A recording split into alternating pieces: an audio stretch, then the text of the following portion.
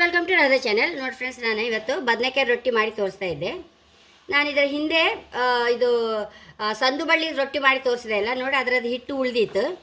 ಆ ಹಿಟ್ಟಲ್ಲೇ ಫ್ರಿಜ್ಜಲ್ಲಿ ಇಟ್ಕೊಂಡ್ಬಿಟ್ರೆ ನಮ್ಗೆ ಎಂಥ ದಿವಸ ಬೇಕಾದ್ರೆ ಮಾಡ್ಕೊಳ್ಲಕ್ಕ ಫ್ರೆಂಡ್ಸ್.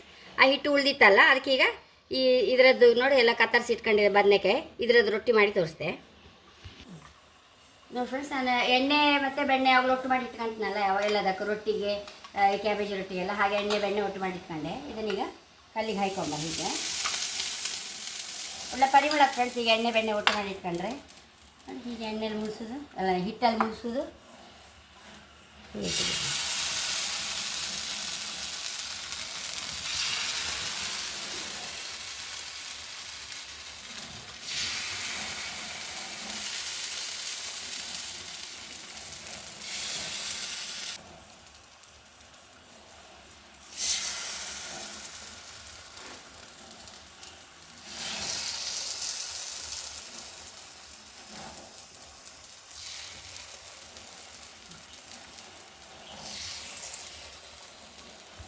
ಫ್ರೆಂಡ್ಸ್, ಈಗ ಮುಚ್ಚಿಟ್ಕೊಂಡ್ಬಿಡುವ.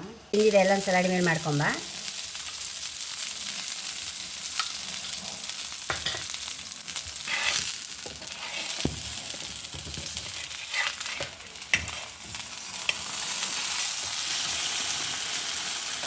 ಒಳ್ಳೆ ರೋಸ್ಟ್ ಆಗಿದೆ.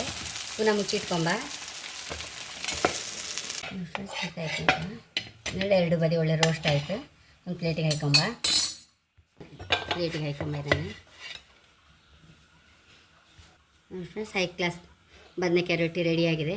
ತುಪ್ಪ ಹಾಕಿ ಅನ್ನಕ್ಕೆ ಕಲಿಸ್ಕೊಂಡು ಊಟ ಮಾಡೋಕ್ಕೂ ಲಾಯಕ್ ಆಯ್ತು ಫ್ರೆಂಡ್ಸ್. ಸಾರು ಅನ್ನ ಕಾಯಿಲೆ, ಮಜ್ಜಿಗೆ ಅನ್ನ ಕಾಯಿಲೆ, ನಂಚ್ಕೊಂಬಿಕೆ ಹೈ ಕ್ಲಾಸ್ ಆಯ್ತು. ಹಾಗೆ ನನ್ನ ಚಾನಲ್ ಇಷ್ಟ ಆದರೆ ಸಬ್ಸ್ಕ್ರೈಬ್ ಮಾಡಿ, ಲೈಕ್ ಮಾಡಿ, ಕಾಮೆಂಟ್ ಮಾಡೋದಂತೂ ಮರಲೇಬೇಡಿ. Thank you.